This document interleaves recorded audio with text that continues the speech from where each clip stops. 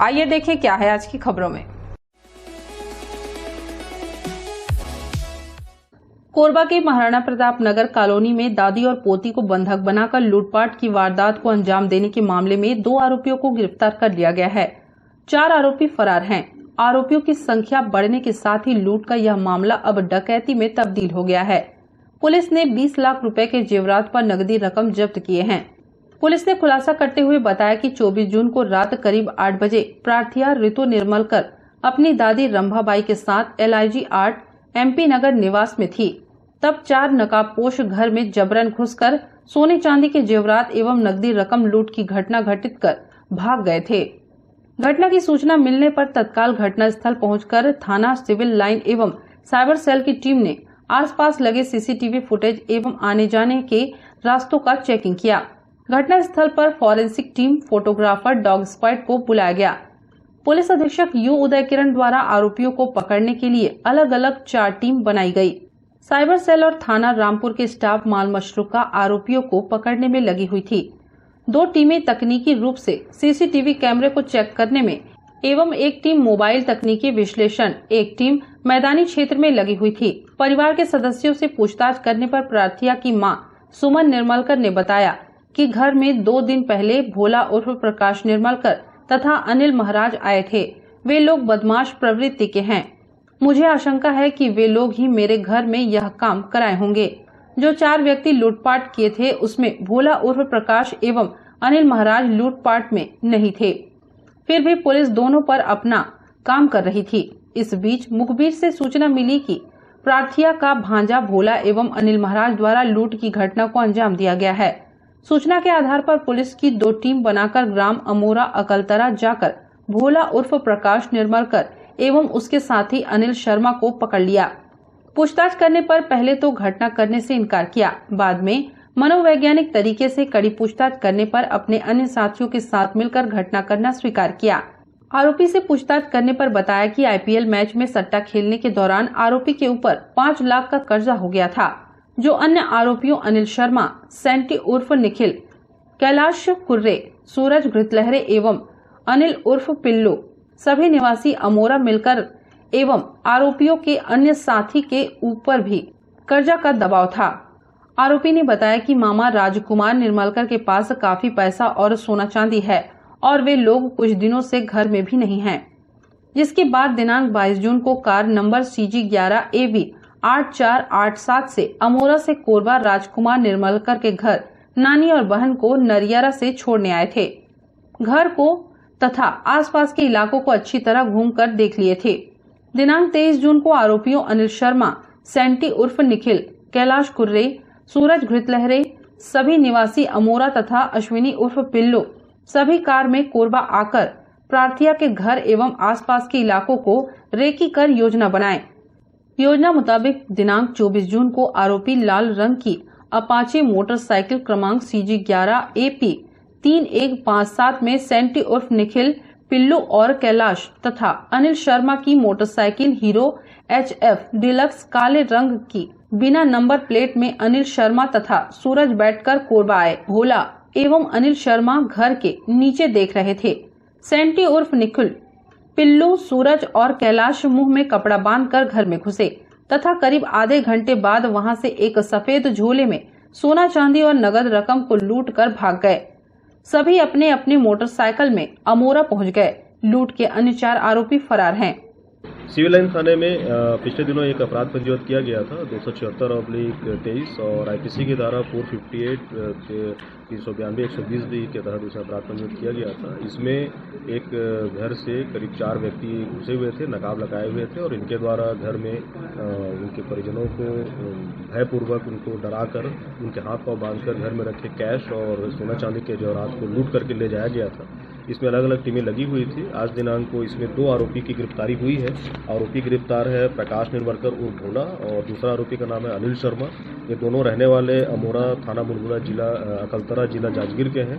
इनके पास से करीबन 20 लाख रुपए के पूरे सामान, जिसमें नकदी भी शामिल है और साथ में सोने चांदी के जेवरात हैं। जितना उनके घर से जो लूट में जो मसरूका गया था सभी की जब्ती की गई है। इसमें 4 आरोपी और हैं। फरार आरोपियों की तलाश की जा रही है, अभी अपने सगुना से फरार है। बहुत जल्द इनको भी गिरफ्तार कर लिया जाएगा। इसमें जो मास्टरमाइंड है, जो जिसका नाम प्रकाश निर्मलकर उर्फ भोला है, ये उसी परिवार का भांजा है और पूरी प्लानिंग इसी के द्वारा बनाया गया था।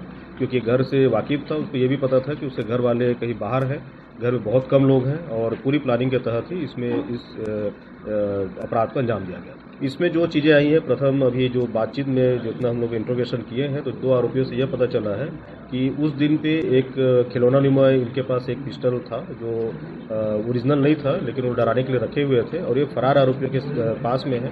जब फरार आरोपी जिसमें गिरफ्तार होंगे उसको रिकवर कर लिया जाएगा। नमस्ते कोरबा न्यूज के लिए अजय अग्रवाल के साथ रामकुमार यादव की रिपोर्ट।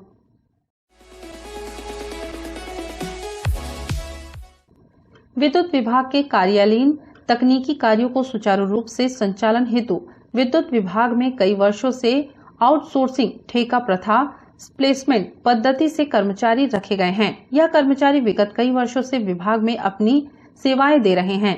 ज्यादातर कर्मचारियों की नौकरी की तय उम्र सीमा के करीब है। साथ ही यह कर्मचारी पारिवारिक दायित्वों का निर्वहन कर रहे हैं। इनके भविष्य को सुरक्षित करने हेतु छत्तीसगढ़ राज्य पावर कंपनी उदासीन है। साथ ही ठेका कर्मचारियों के हितों में किसी प्रकार से निर्णय लेने में असक्षम है। नेता प्रतिपक्ष हितानंद अग्रवाल ने कहा कि विगत माह 19 मई को एक दिवसीय धरना प्रदर्शन के माध्यम से जनरेशन, ट्रांसमिशन, डिस्ट्रीब्यूशन के कर्मियों ने विभिन्न मांगों को लेकर अवगत कराया था एवं मांग पूरा नहीं करने पर एक दिवसीय काम बंद हड़ताल के लिए 30 जून 2023 को बाध्य रहेंगे। यह भी अवगत कराया गया था, परंतु हमारी लंबित मांगों पर कोई कार्रवाई नहीं होने के कारण प्रदेश स्तरीय एक दिवसीय काम बंद हड़ताल पर रहे। कर्मचारी हैं, सब यहाँ पे एकत्रित हुए हैं और लगभग 3 साल से अपने अधिकारों को लेकर संघर्षरत हैं, समय समय पे और धरना प्रदर्शन कर रहे हैं, अपनी मांगों के लिए ज्ञापन दे रहे हैं। जब कांग्रेस 4.5 वर्ष पहले चुनाव के समय उन्होंने अपने वादा में और यह कहा था कि जितने भी आउटसोर्सिंग ठेका कर्मचारी हैं, चाहे वह विद्युत विभाग के हों चाहे अन्य विभाग के हों, उन्हें रेगुलाइज किया जाएगा। 1 लाख से अधिक शासकीय जो रिक्त पद हैं उन्हें भरा जाएगा। लेकिन 4.5 वर्ष बीत गए हैं और सरकार अपने वादे से मुकर गई है, जिसको लेके समस्त ठेका कर्मचारी आहत हैं। विद्युत ठेका कर्मचारी संघ यह मांग करता है कि उन्हें रेगुलाइज किया जाए और दूसरा, ये अपने जान को जोखिम में डाल के आज ट्रांसफार्मर या बिजली लाइन के बीच में काम करते हैं। अगर दुर्घटना हो जाती है, किसी की मृत्यु हो जाती है, तो उन्हें केवल 50,000 1 लाख रुपए का मुआवजा दे दिया जाता है, जो कि उस पीड़ित परिवार को राहत देने के लिए काफ़ी नहीं है, जिसके लिए पूरे विभाग की मांग है कि उस पीड़ित परिवार को कम से कम 15 लाख रुपए का मुआवजा मिले। इस प्रकार विभिन्न मांगों को लेकर और 19 तारीख को रायपुर में और आंदोलन किया गया था, धरना प्रदर्शन किया गया था, जहां कहा गया था कि अगर हमारी मांग नहीं मानी जाएगी तो 30 जून को पूरे प्रदेश भर में और काम बंद किया जाएगा। उसी के तहत आज 30 जून को पूरे प्रदेश में काम को बंद करके और कलेक्टर महोदय के द्वारा, एडीएम महोदय के द्वारा मुख्यमंत्री और उप मुख्यमंत्री के नाम से पत्र ज्ञापन दिया जा रहा है, जिसमें उक्त बातों को अंकित किया गया है, मांग को अंकित किया गया है। और अगर आगे मांग पूरी नहीं होगी तो सब विद्युत ठेका कर्मचारी संघ के साथ हम लोग नेता प्रतिपक्ष के नाते, भाजपा संगठन के नाते और पार्षद दल के नाते हम सब मजबूती से इनके साथ खड़े और इनके अधिकार की लड़ाई में इनके साथ हम एकजुट हैं। नमस्ते कोरबा न्यूज के लिए संतोष अग्रवाल के साथ रामकुमार यादव की रिपोर्ट।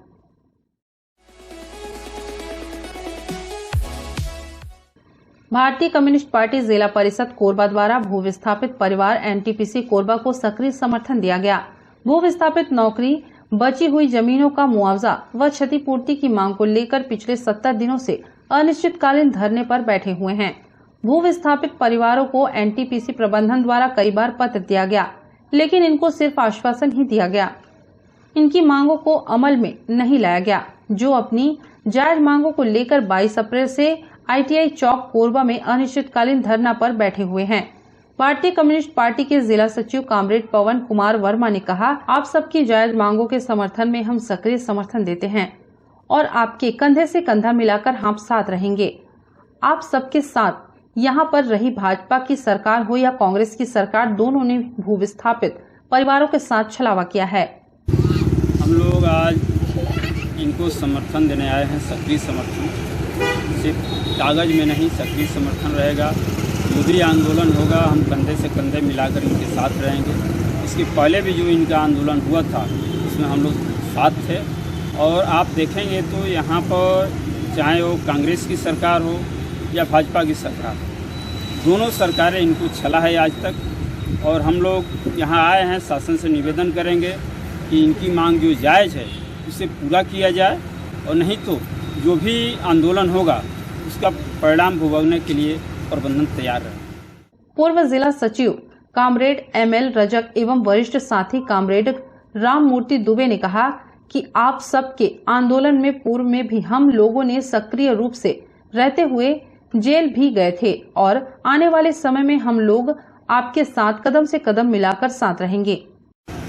71वां दिन ये आंदोलनरत है और प्रशासन ने इनका कोई सुध नहीं लिया। वहाँ प्रशासन के सामने NTPC चारपारा से आकर के यहाँ पर प्रशासन के सामने प्रदर्शन कर रहे हैं, धरना दे रहे हैं, पर प्रशासन की ओर से अभी तक कोई पहल नहीं किया।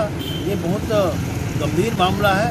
अभी हम ये निवेदन करेंगे प्रशासन के लोगों से कि आप इनसे बुलाइए और NTPC की मैनेजमेंट को बुलाइए और सुलह कराइए।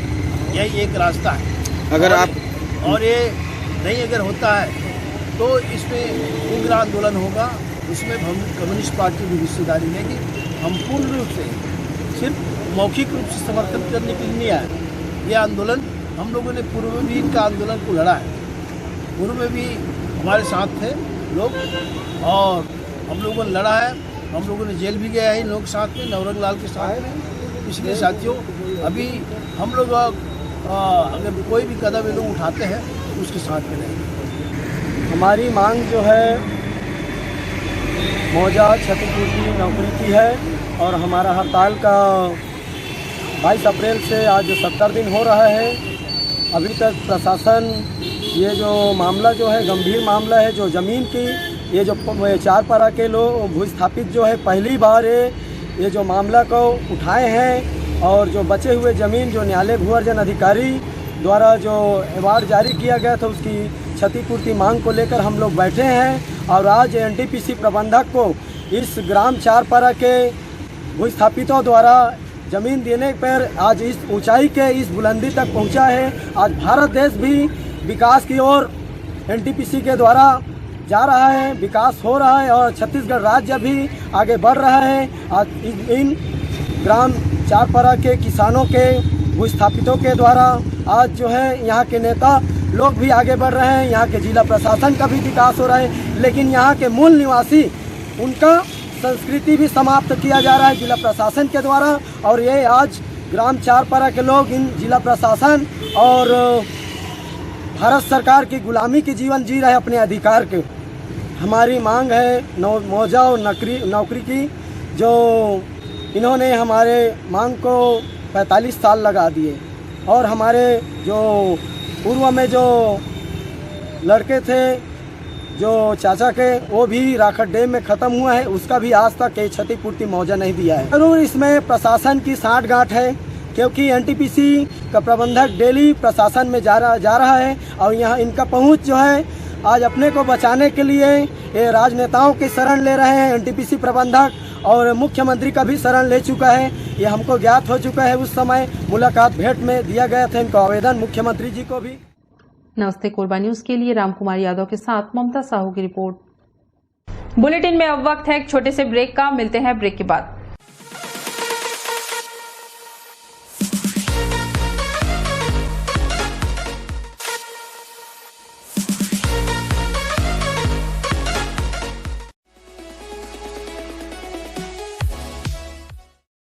हमें जानकारी मिली है कि कुछ लोग नमस्ते कोरबा समाचार में खबर चलाने के नाम से पैसों की उगाही कर रहे हैं। आप सभी से अनुरोध है कि खबर चलाने के नाम से अगर कोई आपसे पैसों की मांग करता है तो आप अपने संबंधित थाना क्षेत्र में उस व्यक्ति की शिकायत करें। इसके साथ ही आप हमसे नीचे दिए गए नंबरों पर संपर्क करें।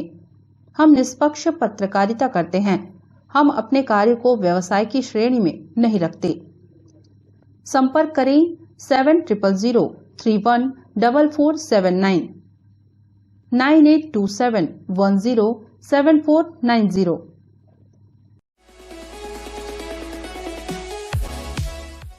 कोरबा नगर निगम के द्वारा जहां हर क्षेत्र में विकास कार्य कराए जा रहे हैं, लगभग हर रोज विभिन्न कार्यों के भूमि पूजन हो रहे हैं, वहीं अभी भी कुछ क्षेत्र ऐसे हैं जो वर्षों से अपनी पुरानी मांग को लेकर नगर निगम में पत्राचार कर रहे हैं। मामला है वार्ड क्रमांक 22 एवं 23 के बीच फंसे प्राइवेट प्लांट के बाशिंदों का।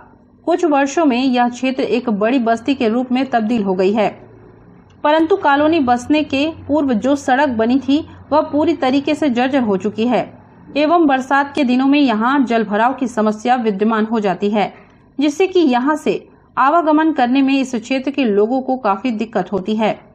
अपनी समस्याओं से अवगत कराते हुए यहाँ के लोगों ने विभिन्न माध्यमों से अपनी बातें नगर निगम के उच्च अधिकारियों तक पहुँचाई है, परंतु लगता है दो वार्डों के बीच में फंसे होने की वजह से यहाँ काम नहीं हो पा रहा है या कोई और कारण है, वह तो नगर निगम के अधिकारी ही जाने। ऐसा नहीं है कि इन सड़कों का उपयोग केवल कॉलोनी के लोग ही कर रहे हैं। शहर का एक नामी स्कूल इस क्षेत्र में संचालित है, जिसमें हजारों की संख्या में बच्चे आते हैं। वहीं दूसरी ओर रजगा मार और कोसाबाड़ी जाने के लिए भी आमजन इन सड़कों का उपयोग करते आ रहे हैं। समय रहते अगर इन सड़कों का कायाकल्प हो जाए तो कॉलोनी वासियों सहित आम लोगों को काफी सुविधा होगी। रविशंकर शुक्ल नगर में सेंट पॉलिटी स्कूल जाने वाले मार्ग पर विकट समस्या है और इसको एक अच्छे तरीके से जो सड़क का निर्माण करना चाहिए वो नहीं किया जा रहा है।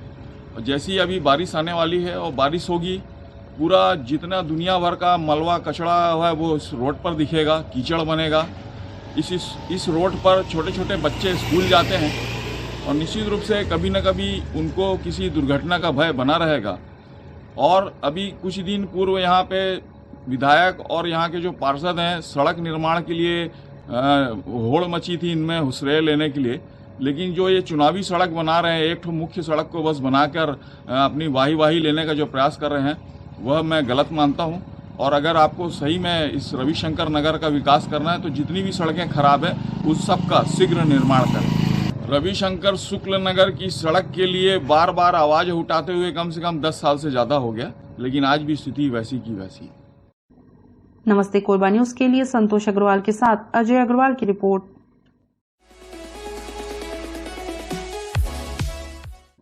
युवा कांग्रेस जिला कोरबा द्वारा युवा कांग्रेस जिला महासचिव मधुसूदन दास के नेतृत्व में कोरबा जिले में संचालित टोल नाका में CG12 पासिंग वाहनों के टोल को फ्री करने की मांग को लेकर जिलाधीश को पत्र सौंपा एवं जल्द से जल्द समस्या के निराकरण की मांग की गई, अन्यथा चरणबद्ध आंदोलन की चेतावनी भी दी गई है। इस अवसर पर युवा कांग्रेस महासचिव मधुसूदन दास ने कहा कि कोरबा जिले में पड़ने वाले टोल प्लाजा जो कि बगदेवा कोरबी के समीप अभी प्रारंभ हो गया है और भी बाकी टोल प्लाजा चांपा रोड में भी शुरू होने वाला है। चूंकि NH के आसपास घनी आबादी बसी हुई है एवं आसपास के निवासियों का आना जाना 24 घंटे लगा रहता है और जितनी बार टोल पार किया जाए उतनी बार टोल वसूली किया जाता है। अगर किसी ग्रामीण को दिन में 3 से 4 बार जाना पड़े तो उतने बार टोल देना पड़ता है, जो कि आमजनों के जेब पर बहुत बड़ा डाका है। साथ ही साथ क्षेत्र के निवासी अधिकतर किसान हैं, जिनकी आवक सीमित होती है। छत्तीसगढ़ के ही रायपुर, भिलाई और भी कई जिलों में लोकल गाड़ियों के लिए टोल माफ है। युवा कांग्रेस मांग करती है कि जिले में पड़ने वाले टोल प्लाजा में कोरबा जिले के पासिंग घरेलू वाहनों एवं स्थानीय निवासियों का टोल को निःशुल्क किया जाए, ताकि क्षेत्र के निवासियों को तकलीफ न उठाना पड़े और जेब पर पड़ रहे अतिरिक्त खर्चों से राहत मिल सके। 1 हफ्ते के अंदर मामले को संज्ञान में लेकर उचित कार्रवाई करने की कृपा करें, अन्यथा युवा कांग्रेस चरणबद्ध आंदोलन करेगी, जिसकी संपूर्ण जवाबदारी प्रशासन की होगी।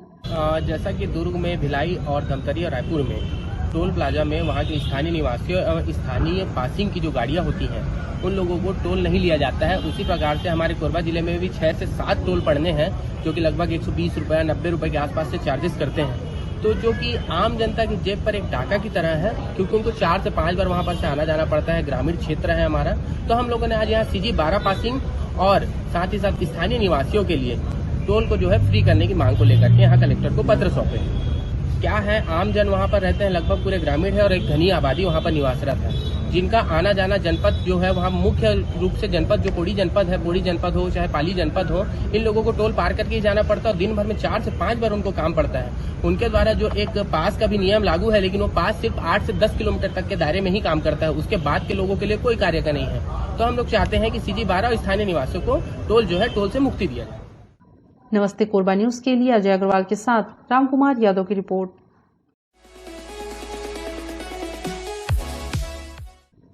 कोरबा जिला आए दिन दुर्घटनाओं के कारण सुर्खियों में रहता है। बीती अर्धरात्रि को भी दर्री के समीप भवानी मंदिर के पास कार और हाईवा की टक्कर में कार सवार 3 युवकों की मौत हो गई।